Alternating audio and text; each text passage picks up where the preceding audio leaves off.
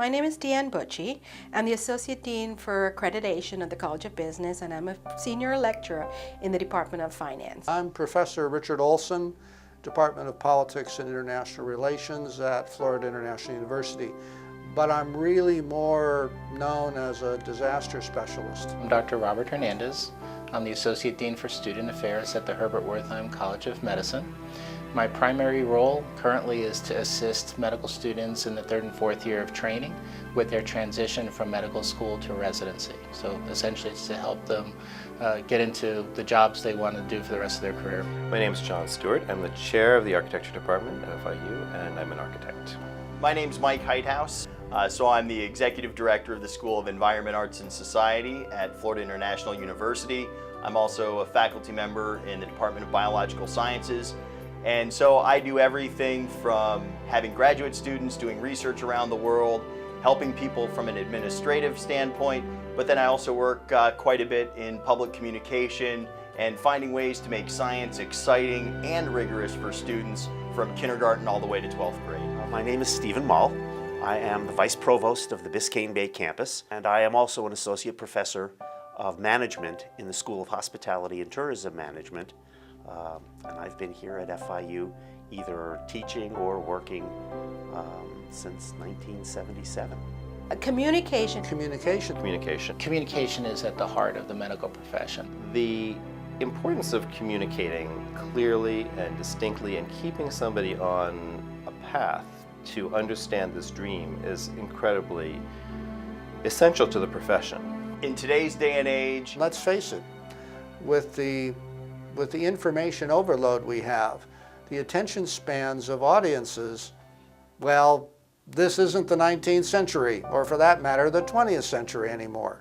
you have to have all kinds of different communication skills. The days of the paternalistic physician who told patients what they needed to hear, who directed the healthcare team as the captain of the ship, those days are gone.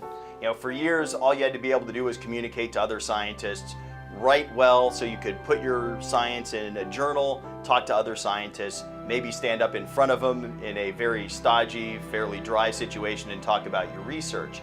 These days, the model is one of integrated teams. Working in teams means that you need to understand the other person's perspective. Design Studio is based around a series of critiques and presentations by the students. They give many of them each year, and each of these is an opportunity for them to express an idea and to create a world through their narrative that they are dreaming of. I have been a big proponent of requiring the students to do activities in the classroom that require their presentation skills, and using the communication studio to help them do a really good job. The reason that communication is so important for architecture is because it's at the core of thinking about and expressing what the future may hold. This is something I think that we as a university have to step up and give better communication. It's about telling a story. Architects need to be good storytellers. The importance of oral communication and being able to organize it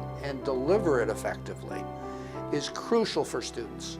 And actually now, for all of us, there's just too much stuff out there. As an educator, if I were asked to create an ideal core curriculum for a university, I would double to triple the amount of communication skill courses required for our students. That the only way you get good at communicating is to do a lot of it. It is so important for you to know what you're talking about and instill that confidence in others. I was actually terrified of public speaking when I started. I would get the butterflies, the voice would break, go up way too many octaves, but by doing it enough, you get more comfortable with it. And you need to talk to people in lots of different formats, so not just getting up in front of scientific peers, but talking to students, talking to people that hate science, people that are just enthusiasts.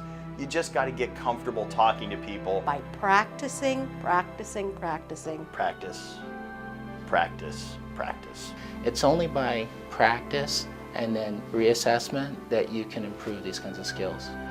By the time that they finish FIU, they will become inspiring public speakers who will be able to create the worlds that they hope to create. I would say that every scientist should practice communicating to the public.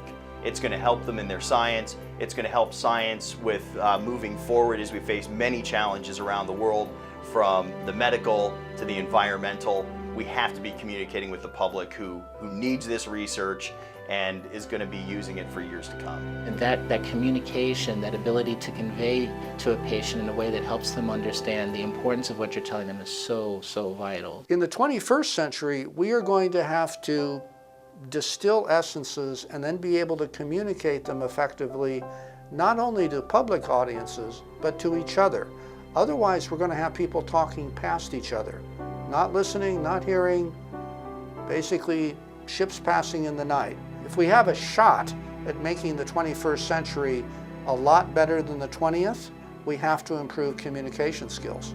If you're going to be regarded as a terrific leader, then you're the one that will be able to communicate the best. And if you mumble and you look down and you're not connecting to the people that you're supposed to communicate with, then they will not regard you as a leader.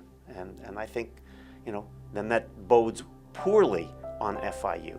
So we need to get them, our students, the best communication skills possible, because without it, they won't be the best leaders. And this is FIU, the finest institution in the universe, and we want them to be the best.